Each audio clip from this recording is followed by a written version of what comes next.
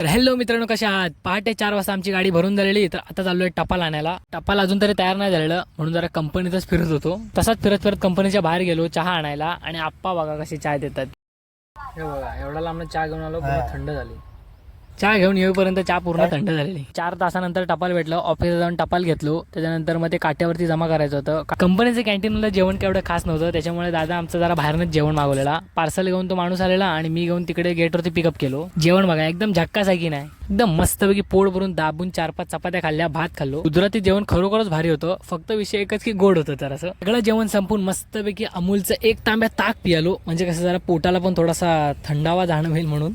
अमूलचं ताक म्हणजे एकदम झक्कास आहे. गाडी आउट करायला गेलो, गेटवरती गर्दी बघा केवढी आहे. हे बघा, जाता जाता इकडे गावामध्ये उसाचा रस होता. मी आणि दादा जरा 1-1 ग्लास पियालो. रत्नागिरीत लवकर पोहोचायचं होतं, त्यामुळे आम्ही इकडनंच लवकर निघालो आणि वाटेतच आंघोळीला थांबलेलो. आंघोळ करून बघा कसा एकदम फ्रेश वाटतोय. हा ब्लॉग तुम्हाला आवडला असेल तर लाईक करा, फॉलो तेवढं करून जावा.